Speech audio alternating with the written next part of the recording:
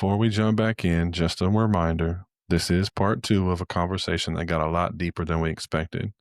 We're continuing some of the same themes from last week, and we also talk again about suicide and mental health. If you're struggling, please reach out for help. Talk to a therapist or ask someone you trust to help you connect with one. If you're thinking about suicide, you can call or text 988 anytime for support.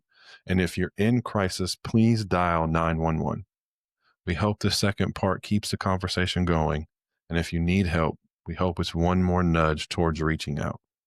When you're ready to dig deep, but that's the way we're going because that's the type of work I do. You know what I mean? I'm not going to hand you a worksheet and tell you to journal. That's just not me.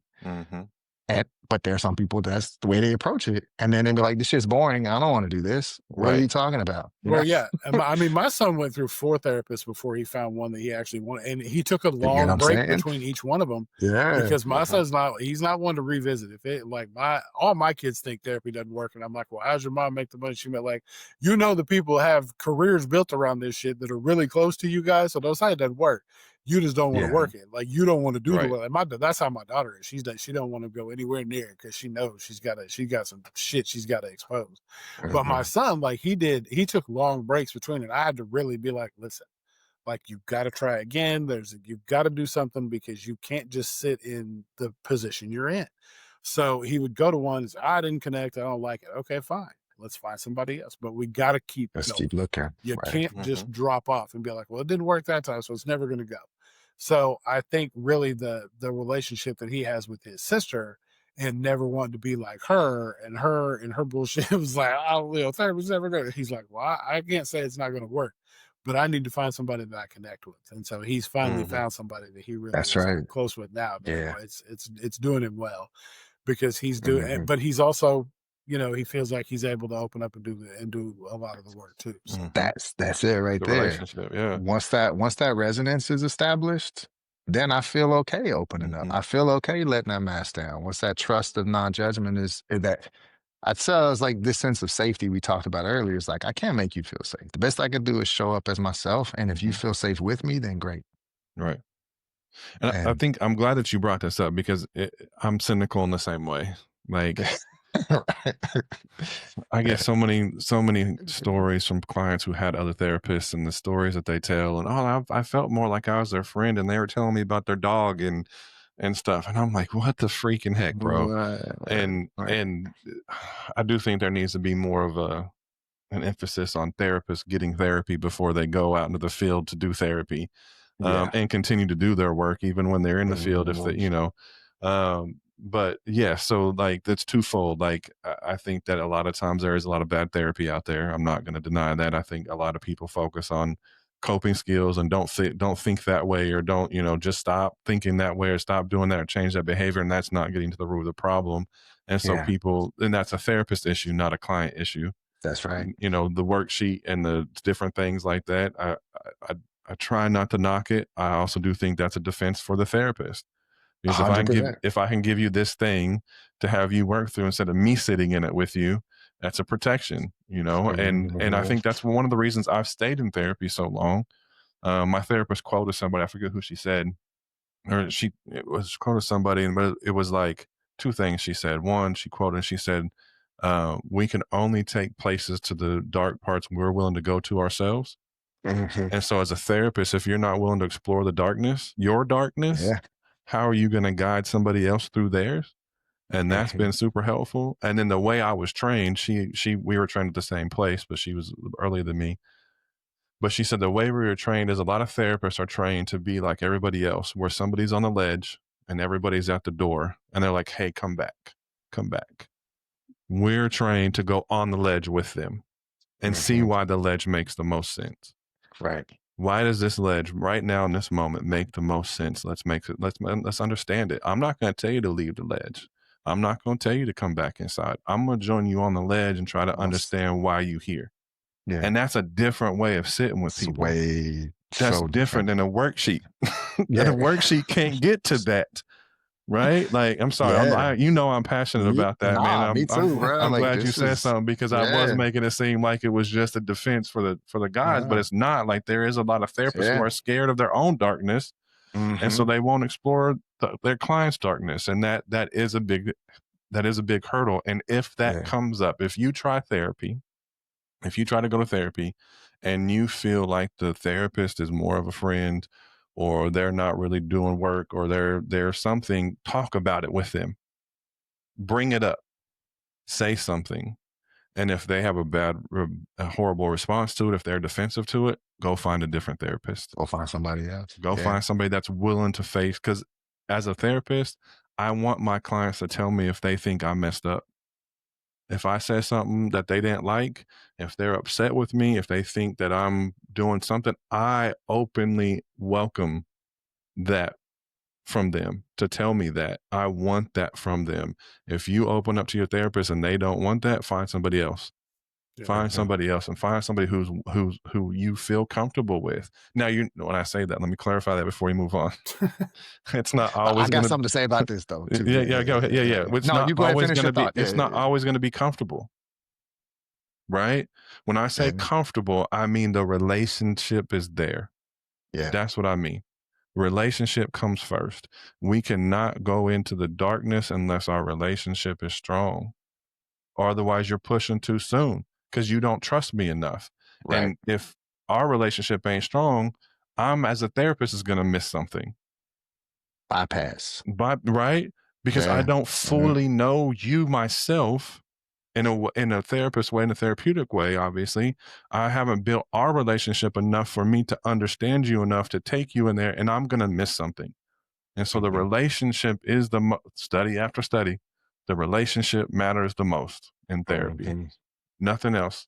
Everything else is secondary. The relationship is the most important, the most healing factor in therapy. That's why AI bots ain't going to do it. And that's why we're developing it the way we're developing it, as an assistant too, because the real human interaction and human relationship is what the healing thing is. And if you don't have that in therapy, talk about it with your therapist. And if they're not open to it, or it doesn't change, find somebody else. What were you going to say? So, 3 things. I think Pema Chodron said that, the Buddhist monk, in a book called The Places You Fear, right? Yeah. We can never truly sit with the darkness of others until we have sat with our own. It's one of my favorite quotes. Yes. Brilliant books. When Things Fall Apart is one of my 5 favorite books of all time by her.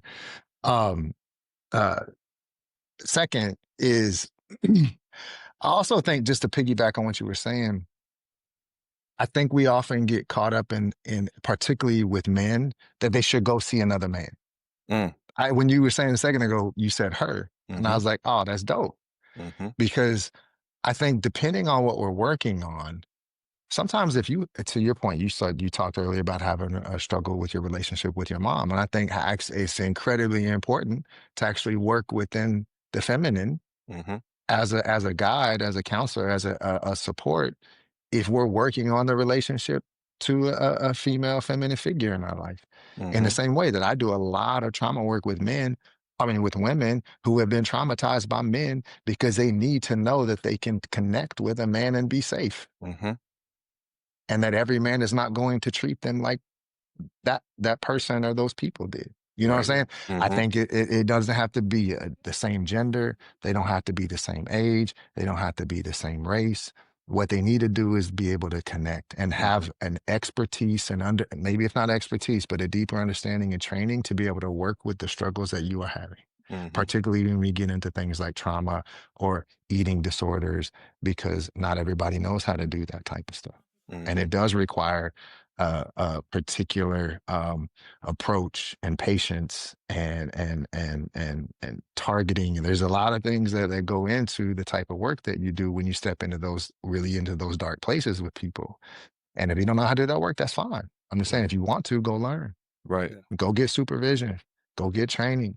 Read the books. Get better at it. But I think sometimes that we get caught up in what it's supposed to be like, with who's supposed to be sitting across from us. And actually, I don't tend to think about it that way. You know what I mean? So anyway, I just think that. No, that's good, because I don't either, man. Like, if somebody gets referred to me, now again, I know my limits. Like, there's certain things that I personally know that I struggle with sitting and maintaining as objective as possible stance. Now I know my subjectivity is always going to be there, and that's a part of it. My subjectivity, your subjectivity as a therapist plays a part in how you interact with somebody. That's always going to be there. But I know there's some things that I just can't sit with, and so I'll refer those out. But for the most part, yeah, like whoever comes through my door, my goal is to sit with them and build a relationship with them and go into those places and understand why that's happening, whatever it is happening. Go to their past that they're afraid of when they're ready, right? Like, yeah, refer out if you need to, but for the most part, it doesn't matter what you believe, what you think, what your skin color is, what your culture is, what your religion is, whatever. You're human to me, right.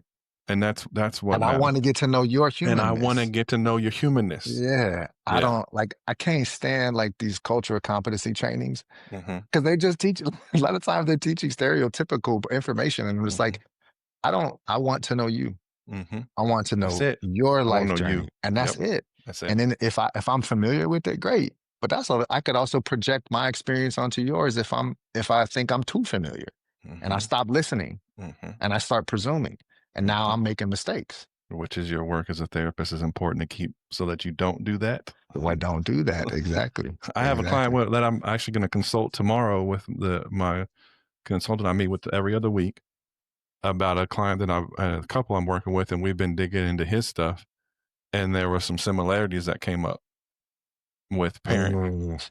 And just to be sure, I'm going to consult about it and make sure that I'm not having my own subjectivity play a part in the exploration that we're doing, because there are some similarities happening. And so, like, again, I know we're not talking to therapists, but if there's a therapist listening, be aware of that. Like, so I'm going to bring it up tomorrow and I have therapy at noon and I have my consultant at 1. It's probably going to come up in both of those because I want to make sure that I'm not projecting my own experience and subjectivity onto this client and then having him work through my subconscious stuff when it may not be his, right? Like, but I want to make sure that that's not there, so I'm not doing more harm. And that's why continued work is important, right? As a therapist. Anyway, 100%. you had a third thing. My bad. I hijacked that second thing. I don't even remember what it was now. Well, I think a question that popped up, and Jason, maybe you can answer part of this. What makes it hard for us to trust a process that wants to go backward in order to move forward? Because that's what needs to happen. We got to go back in order to be able to truly move forward. There's this stigma of, just leave it in the past. Just look forward. Only look at the positive. Just, tomorrow. But that's what therapy is. A process should be going backward in order to move forward. Jason, what's your thought? Yeah, I think a lot of that really stems from it's in the past for a reason. Like, we left it there on purpose, and going back to it just means we got to reopen that box, and we don't want to. We're not ready for it. We don't want, but stuff is in that box for a reason. It's been taped up. It's been put in the back of the attic. We don't want to go back there to it because it's, there's hard stuff in there, and it's, why if I'm good right now, or if I perceive myself to be good right now, why do I need to go back and get that box and open that up to be not good? Why would I want to bring myself the hurt, the pain, the sorrow, the whatever lies in that box? Like, why would I want to go back there if I feel like I'm good right now? Now, most of the time when we feel like we're good, we're not good. We know we're not good, but that stuff's been shoved so far down there. Like, why would I want to bubble it back up? What's your thought, Tony? I would argue because it's bubbling up anyway. Yeah, right. Absolutely. Which is why I said, like, we're good. We're good, but we're not like, we're quote unquote good, but we're not good. But I think and I think that's exactly right answer. It's like we want to convince ourselves that the patterns aren't persistent, that the patterns that have brought us to where we are, somehow that because we've decided to change them, somehow they're going to change. And I just don't think that's the way we work, not from a neurobiological standpoint, not from a psychological conditioning standpoint. As long as some part of us unconsciously has set rules that say this is how we operate in the world. This is what's good. This is what's bad. This is what's strong. This is what's weak. This is etc. This is what's hard. This is what's soft. We might be able to, in that moment, make a decision differently. But when we have to operate on instinct and intuition, the old rules are going to set in place. And so if we don't understand how those rules, why those rules, what the function of those rules, what protections they served at different points of our life, then we're never actually going to be able to get into a space further down where those patterns don't persist on some level. And so as scary as it is actually growth. And I think about a lot of metaphor I use in my work. It's like every tree goes bare in the winter, but when it does, it comes back more full in the spring. So let's strip ourselves bare every now and then, metaphorically. Not like, I mean, Tony, don't come to session naked, please. We gotta get to know each other. Yeah, I know. Don't report me to the board, please. But I'm just saying, like, we metaphorically need to strip ourselves bare if we really actually, to your point, want to grow. Because we can convince ourselves that it's okay because it is right now in this moment. Yeah, that's the thought that's coming to my mind. Is my supervisor when I was in my internship kind of broke down this metaphor, and she said, when we're babies, and she may have took it from somewhere, but she told me, she said, when we're babies, we're born and emotions are run in our brain, run free, like the river is just running free.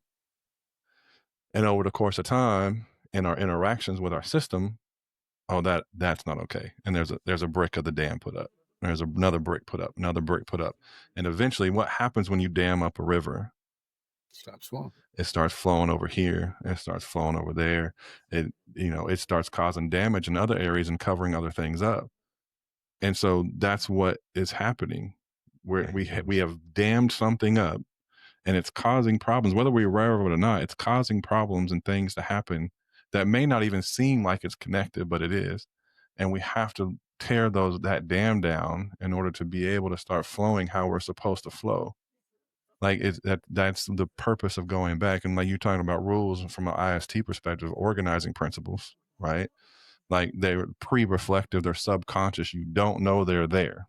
It's nothing that you're gonna. It's not like you're sitting there. Okay, because my dad didn't do this, I am going to interact with the world in this way. Like that's not how it is. It is pre-reflective. We don't even thinking about it. Right. And that's the purpose again of going back and uncovering those, because there's a lot of survival skills to survive our childhood. And I say that not in a dramatic way, but like that's what it is. It's survival skills to survive our childhood. We then bring those same skills into relationship with our wives and our children or our partner, whoever you're with, unknowingly.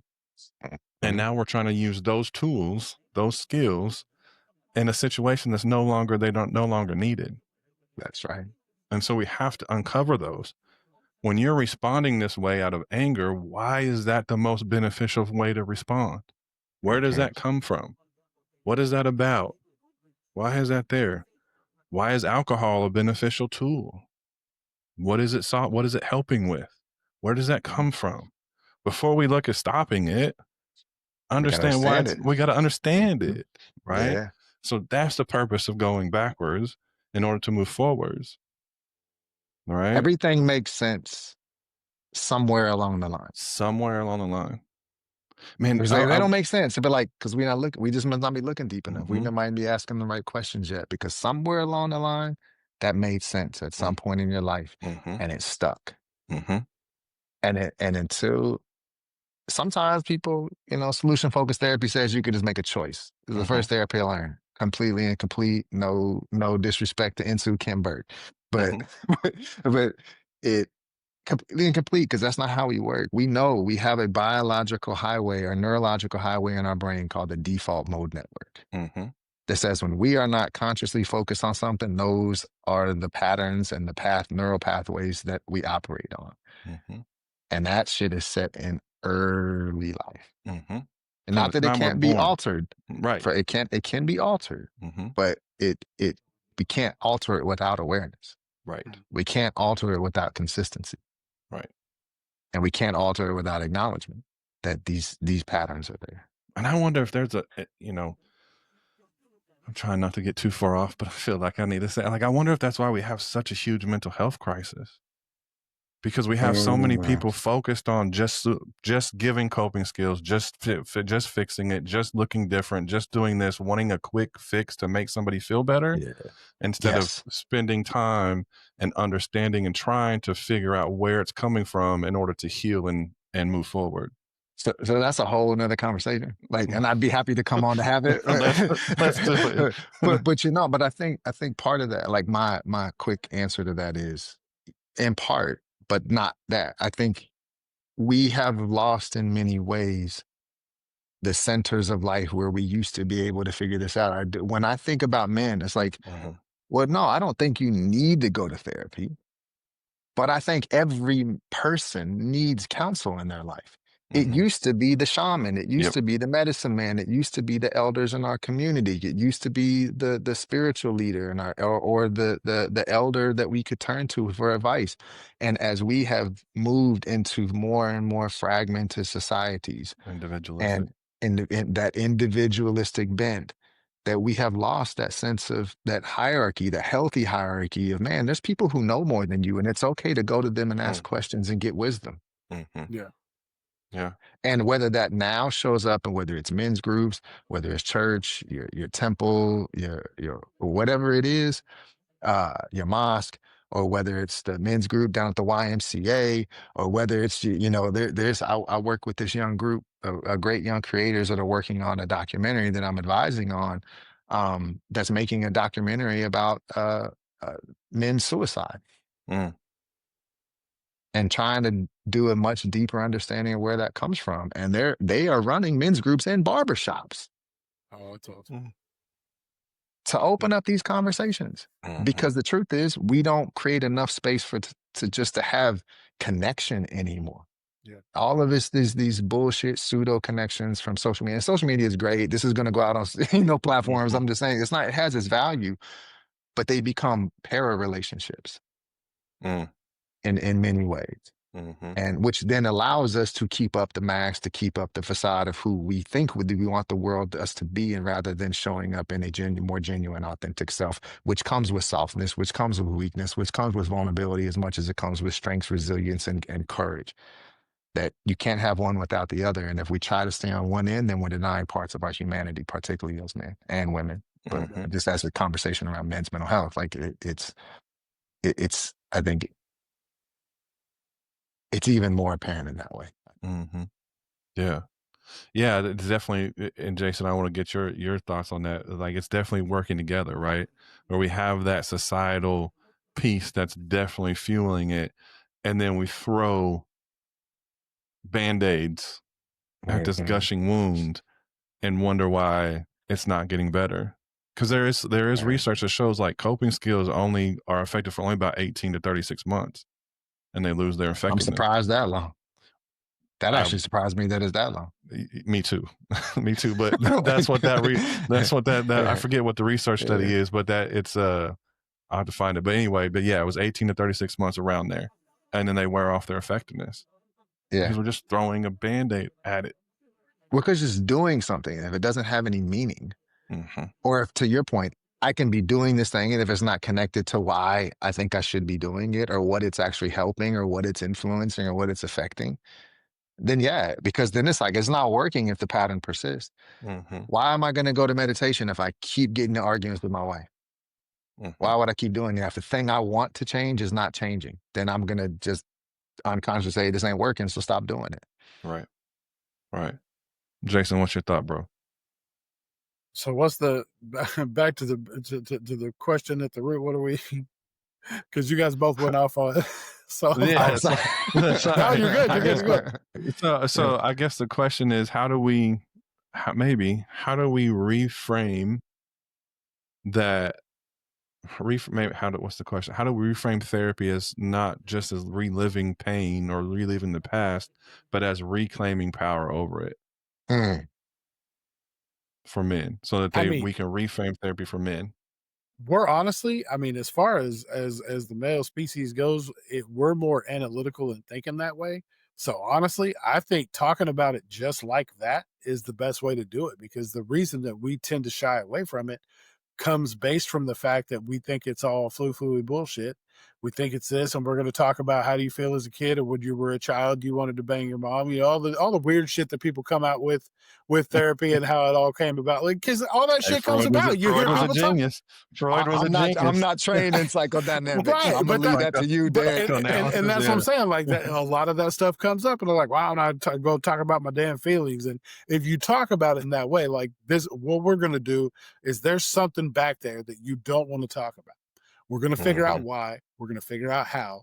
We're gonna get that box. We're gonna open it. We're gonna dust it off. Open it. We're gonna empty it out, so it doesn't have to sit back there anymore. You know that feeling you have in your chest and your stomach that comes up every once in a while. You want that gone. Like, this is how we're going to do that. Because in all honesty, the quickest way to get us to understand something is to be solution focused. It's not just we're going to talk about the problem. You tell me that we're going to talk about the problem, but it's going to be to the root cause of getting to the bottom of it and getting to a solution. That's different. We're not just talking about feelings for feeling's sake. Now, eventually, you get somebody in there and they're going to realize that talking about feelings for feeling's sake isn't as horrible as it sounds. And there's growth involved in that. And then, things start to happen, changes, growth, all those things. And it's beautiful to see it happen.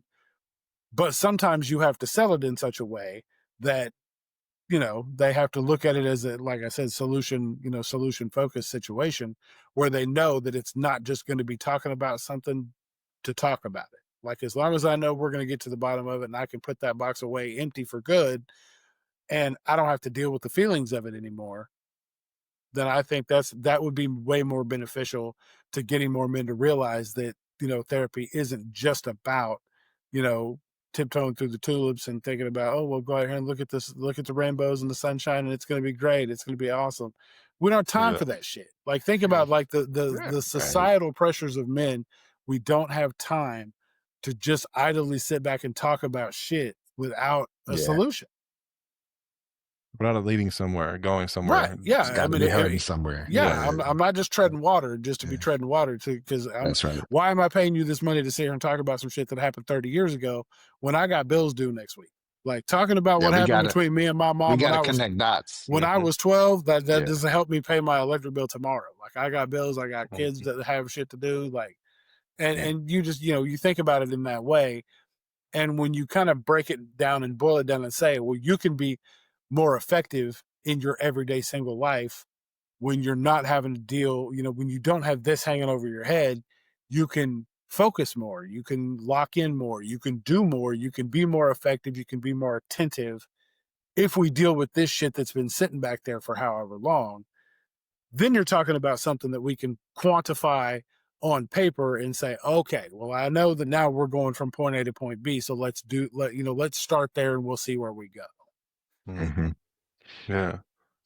It's like rebuilding the engine. Exactly.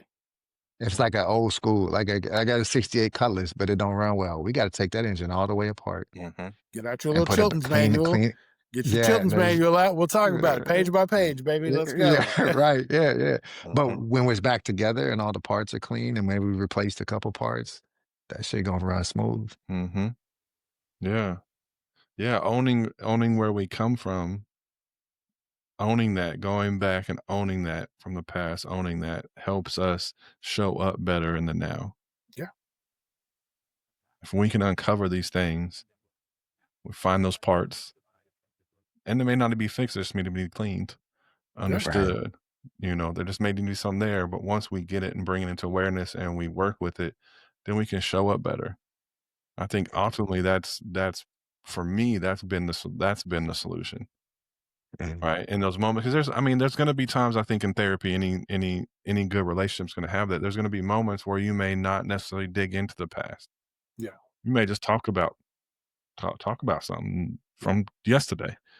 Like, I've talked about volleyball with my therapist, right? Like, we've talked about all sorts of, because there's going to be moments, it ebbs and flows, right? You can't always stay in the darkness and in the deep. Like, that's a lot.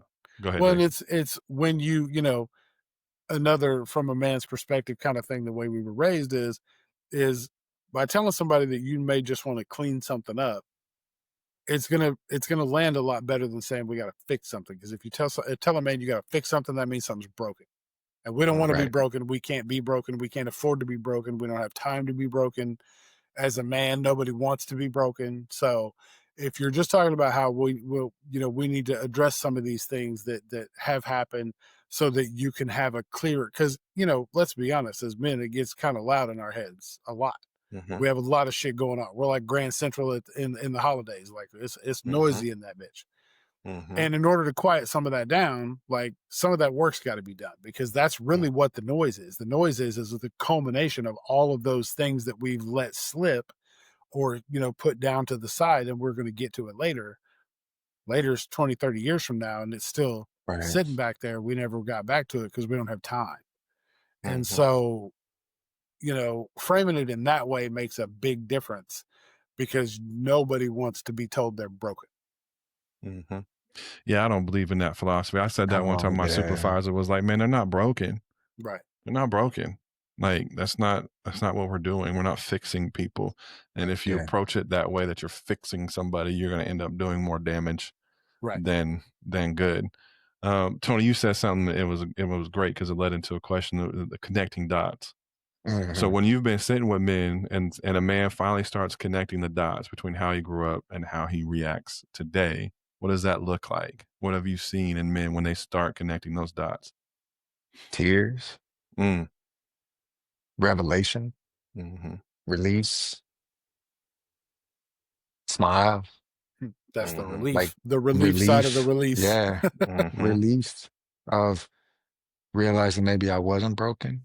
And I was just taught a set of rules that aren't working in this game, or provided a set of tools that aren't helping me build the house that I want, and it's like, nah, we just reconfigure it. But we can't reconfigure unless you have an understanding of how it came to be. That part, man, I've done enough of my work that I will sit up and cry in session with somebody, because that shit brings me more joy than just about anything in this world, to sit and realize that somebody has enough of an understanding of their makeup, and not just. You said something a second ago, Derek. Like I would even go, for me, it's about reclaiming power, but it's also just having a relationship to that thing. Yep. Right? Because Jason, you were saying like we pack it up in boxes, but I don't have a relationship if it's a stuck away. Right. I don't necessarily even want to help people change that thing right away. I just want to help you have a relationship with it. And I can't have a relationship with something that I ignore or deny or suppress. And so I got to kind of have a talk with that part of me. And if I can't have and when they start talking, they also start listening.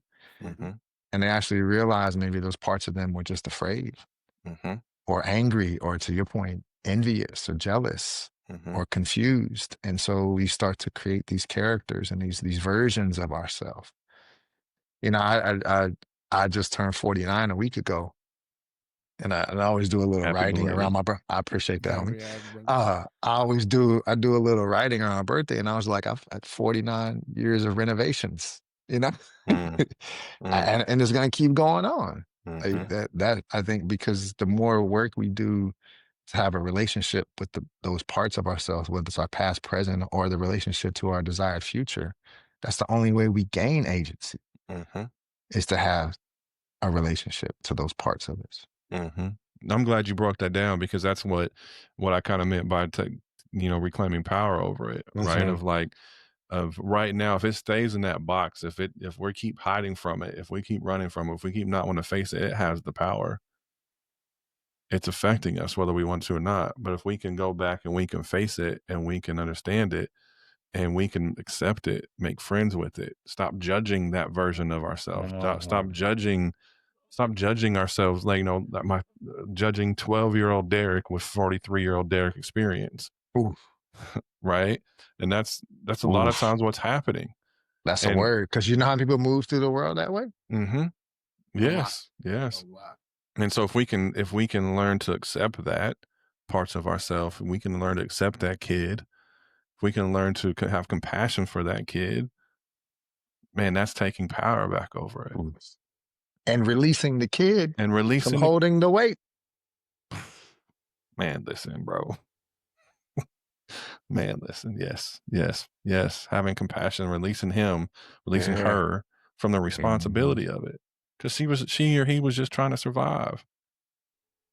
100%.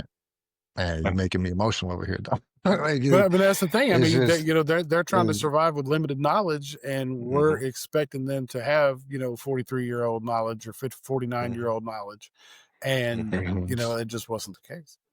Yeah. What's the emotion about, Tony? The time of my life where I started to have a relationship with that part of me, and I joke sometimes that if people knew me when I was 18, 19, they wouldn't trust me as a therapist. Man, that part. And I say that jokingly because I have a relationship. I know he was just trying to do the best he can with all his fuck ups and all his mistakes and all his ego and all his, the ways he coped. Like, he was just trying to do the best he could. Trying to survive. It's just trying to survive. And I can't, by releasing him, allowed me in this stage of my life to be perfectly okay with who I am now. And that's not an ego thing of like, well, I don't give a shit about what nobody thinks. Actually, I really deeply care about what people think about me. So long as this, so long as we have an opportunity that you see the real version of me. If you see the real version of me and don't like me, then that's a different story. You know what I mean? But this whole version of like, I don't care. It's like, no, we do. That's why we create these versions of ourselves, and we should, because that's not sociopathic. You know what I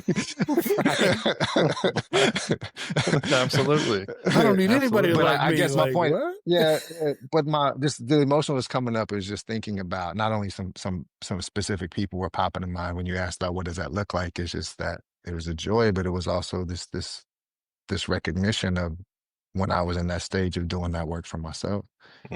And how much relief and reprieve and freedom it's given me at this stage of my life. Yeah. Like, as I was listening to one of your episodes from a few weeks ago, it was like, do you ever miss the old version? And I was like, and I was literally thinking about it, and I was like, I don't miss him because I'm actually so good with my life right now, and like who I am in my life right now. But I appreciate him. Appreciate for helping getting me here. But I don't miss him because he was still kind of dumb and impulsive and immature, and he had to find his way, and I'm grateful that he did. Man, isn't that? And I'm still working. I'm still trying to get there because some of my continued work is still judging my younger self. I mean, again, being 6'10", making decisions that ultimately, not being able to capitalize on that and go pro and do all those things. Like, I'm still judging my younger self for that, and I'm working towards that. And there are parts where I'm starting to accept it and find gratefulness for it. Because there was times, man, this moment came to my mind right now. There was multiple times came to my mind right now. Give me a second. Sorry. There was times where I wanted to die. Been there. And close to it. And then there was a point in time in my relationship with my wife that we heavily considered splitting up.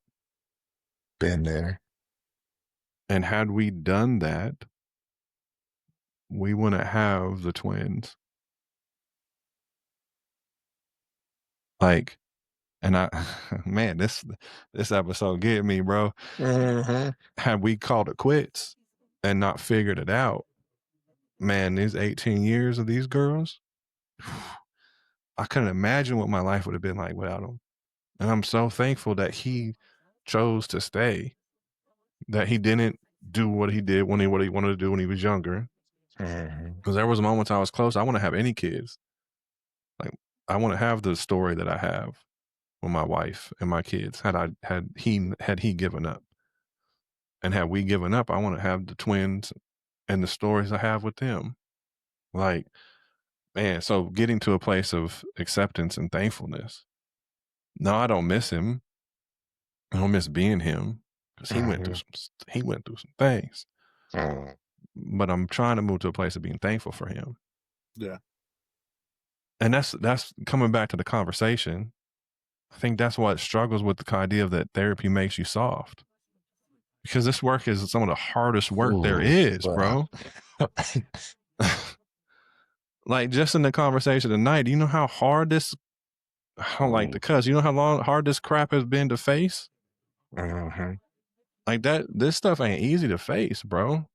And admit to, accept responsibility for. Yeah. That part. Dig into. Well, It's not soft. It's and I truly feel like it's the emotional part that everybody feels like it makes you soft, because you have to visit and you're going to cry and you're going to feel a certain way and you're going to all these, it's rooted around the word feelings, because somebody said, oh, we're going to tap into your feelings, and they're like, oh, I don't do all that shit. I don't feel nothing. I feel hard. That's what I feel. And it's like, yeah, it's cool and all, but there's somebody like that is numb. Right, exactly. And that's the thing. It's like you don't want to face the feelings, you don't want to shed the tears, you don't want to do the work. And it's and that's what it is. It boils down to, like, this shit is hard. Like, it is the conversations are hard, the thoughts are hard, reliving the shit that you've been through is hard. Like, there's nothing easy or soft about it. Like, that's when the real work begins, is when you dig in and truly look at your inner self and have those stripped down to the bare conversations where you can legitimately be vulnerable as you can possibly be, and open up. Like, that's where the work starts. That's the hard part. When you tell people, like, you got to do all that shit first and then you start working, they're like, oh shit, like that. Right. It's like that. There ain't nothing. There's a new show on Netflix I gotta watch. What you right. Yeah. It's like there ain't nothing soft about that shit, because that's a lot of work. Like, it takes time. Yeah. It takes trust. It takes all that. And that, like, all of the steps to this are hard.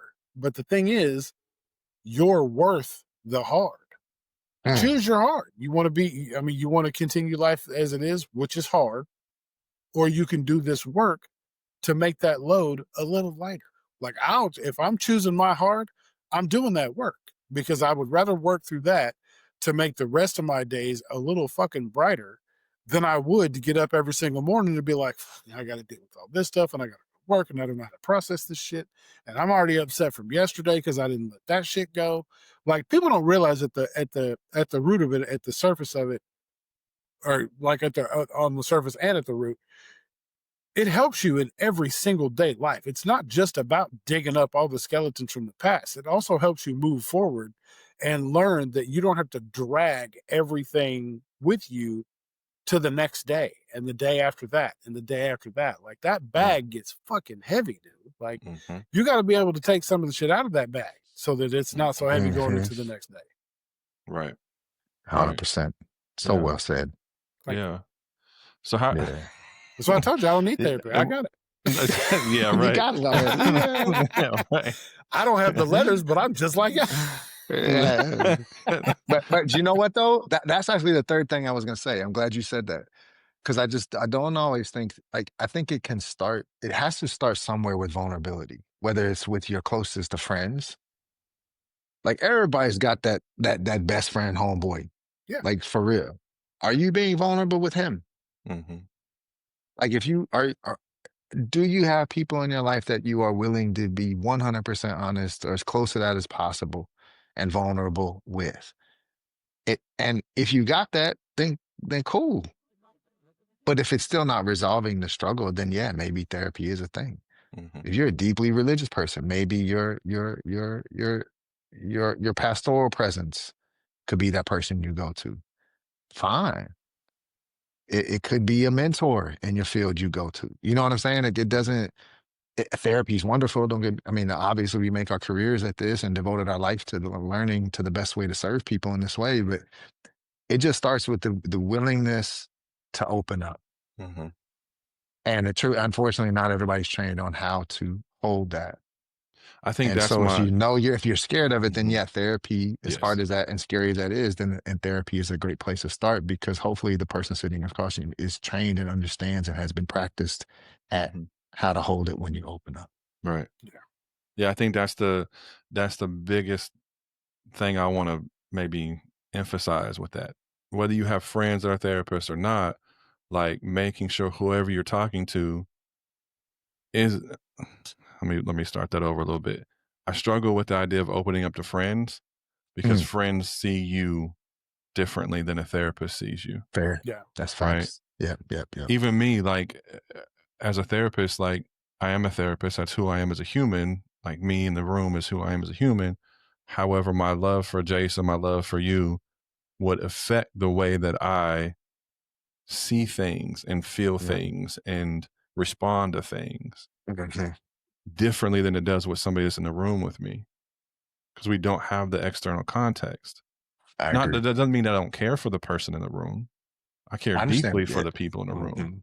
right? But it's just a different context that I think therapy allows you the space and the time with somebody, again, if they're trained, to Mhm. be able to ask the question, to be able to normalize some things that maybe your friend can't normalize. Now, I know as a Fair. therapist friend, I can normalize, but if you're talking to a friend or a pastor or a mentor or whatever, they may not be able to normalize something in the way a therapist could, which it brings a lot of shame Mhm. relief from shame, Mhm. right? And so I get it. It's helpful to have friends that you can talk to and pastors and friends that are therapists that you can talk to. But there's just a different way that a Yeah. relationship with a therapist should be that can take you places that a friend can't. Mhm. Cause No, it's just, that's 100%. you know Yeah. what I mean? Yeah. Yeah. Yeah. So, Jason, you have any thoughts on that before I ask this question to start closing it up? I know we ran No, long I mean tonight. I apologize. it's like Tony said. I mean, it's having that group of people that you can talk to, whether it's a singular person, group of people that you can be vulnerable with, to even start you on the process. Because a lot of people, a lot of guys won't just dive into therapy alone. Like just picking up the phone and being like, "Oh, let me just find a therapist real quick." Like that. To be honest, that's probably going to be something that not a ton of guys will do. But if you have that Mhm. circle where you can get in and have those conversations and start opening up, Absolutely. sometimes you'll hit that wall and be like, "Well, shit, I know there's more to do here, but I don't think I could do it here." Absolutely. And that will lead Or you. hopefully one of them's in therapy and they're like, bro, Get in get you a therapy. therapist. Well, and that's the beautiful thing. Like I've got, Right. I've got a handful of people that I can be that open and honest with, and they're all, Yeah. they've all either been in or are still actively in therapy. So it's one of those things. Like if something does come up in that way, that's the first thing they'll be like, "Oh, well, that's something, therapy, like my therapist said, or I've been in therapy and I can tell you right now, the work is there. This is what the work looks like. You need to, there's more you need to address there." And so it's a good thing to have those people around you, especially if they are, or even if they aren't, and can at least give you some context of what it is you're feeling, or at least validate, or somebody to let that you're not alone in what you're thinking, that won't use it against you in the future. Hmm. Yeah. Yeah. You said that, Tony, and I was going to thank you, Jason, for saying of like, if there comes a point where you can't be honest, because again, think about what honesty means is it's probably attached to thinking you're risking the relationship, Yeah. right? If I open up and say this thing about myself to this person I love, how will they receive it and will they stay with Mhm. me?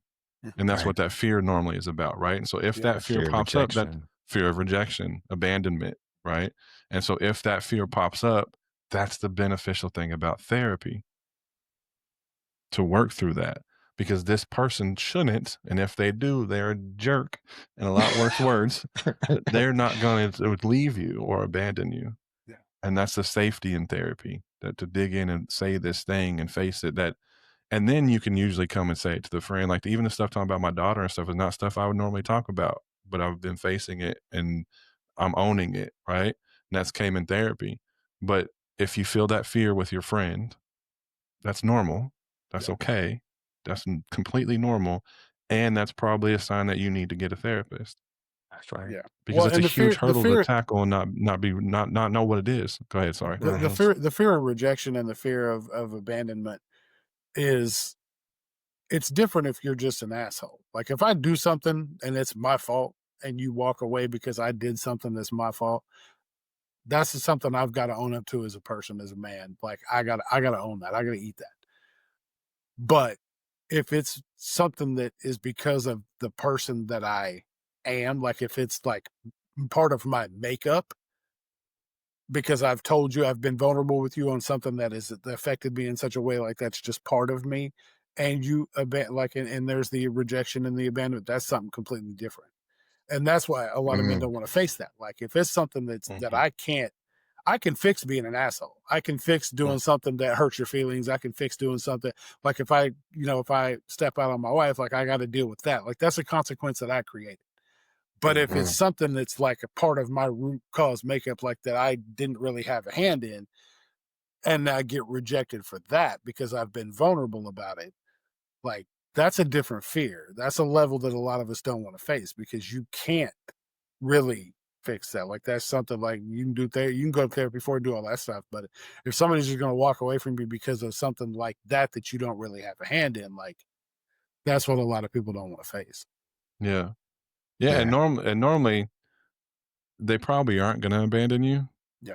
But again, that's a hard thing to face without working it out first, right? And that's right. And that's why I think therapy gets you to a place where you can own those things with your friends and face those things, and then feel that connection and that value because they didn't leave you. Right. But if you're having that roadblock, that fear to saying it, then get in therapy and work on whatever it may be. Right. And see what's there, because there's something there. If you have a fear, there's some of abandonment or rejection, there's something there that you probably need to work through. Yeah. Just one quick thought for you. Yeah. I tell all my people that I work with, I do not believe there is an irrational fear, because every fear at somewhere it makes sense. It's rooted in something. And so the goal is to try to understand why it makes sense. Not that it's real, but why it makes sense to those parts of you that are feeling it. Because it's not irrational. Like, because if it would be horrible if that person did abandon you. It's not an irrational fear. Maybe they wouldn't, and maybe they probably 99.99% they're not. But that 0.0001% is real. And that's why I feel it. Yep. Yeah, I believe the same thing, man. And that's so freeing for people when they're like, I know this is irrational. This is a rational fear. This doesn't make sense. And I'm like, well, let's make sense of it. Oh, that's definitely rational. Why doesn't that? That definitely makes sense. Like, yes, you have, that makes sense why you're afraid of that thing happening. Yeah, absolutely. And they're like, really? Like, yeah. Right. So how can we redefine strength? A couple of questions to close this out. How can we redefine strength in a way that includes emotional honesty and not avoidance? I'm going to go back to the point I was making towards the top, which I think this may be the question you were getting to, right? That I would redefine it as a dialectic. That if you think about the yin and the yang or opposing forces, that strength is we only understand strength because we also have a concept of weak or less strong. And if I were to redefine it in that way, it's like, well, we know we're strong when we can cope, but none of us know everything. None of us know every situation we're going to encounter, what challenge, what stress, what despair, what change, what tragedy we might face in life. And so to understand what it means to be strong for us means we also have to accept that there's an other side of that coin. We only understand light because we understand dark. And if I'm going to see myself as strong, I also have to accept there's going to be parts of my life where I feel less than that. I feel less strong. If we want to call that weak or soft or whatever, label it what you want, but it's just other. And all of us, when we're feeling that, need assistance, support, lift up, understanding, learning, whatever comes with that process. So we can navigate those unexpected changes in our life. Yeah, you can't. I think it's okay to label it weak, because you don't know strength unless you know weakness. Right? How do I know this is a strength unless I can compare it to something that's weak? To something else. Right? Yeah. Jason, what's your thought? Well, and that's the thing, like what you say, you kind of hit the nail on the head there. Is like none of us started out as strong as we are now. we were weak at some point. We had to build the strength. Like if you start in the gym, like if you're a bodybuilder, you didn't start a bodybuilder, you had to go in the gym and work those muscles. You were weak at one point. We were all weak. As babies, we were weak. We started, we grew, we got taller, stronger, bigger, faster, whatever it is. Like I liken it to being in the gym and having an injury. Then you got to rehab back. I feel weaker than I was before. But guess what? Muscle memory is a thing. You're going to build it back. It's going to come back.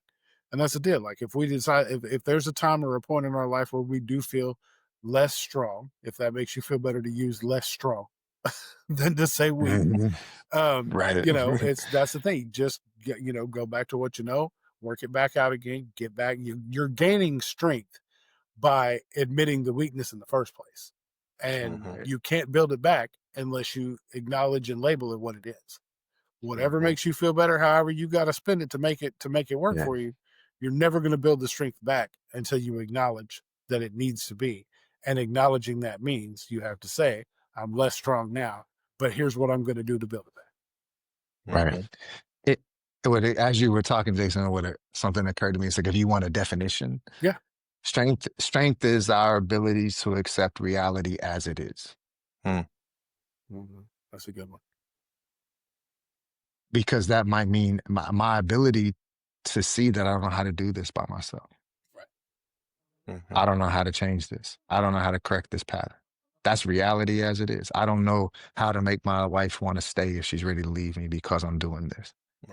Or whatever that scenario is for men, being able to accept reality as it is our strength, because then we can figure out what comes next, to your point about solutions, Jason. Right.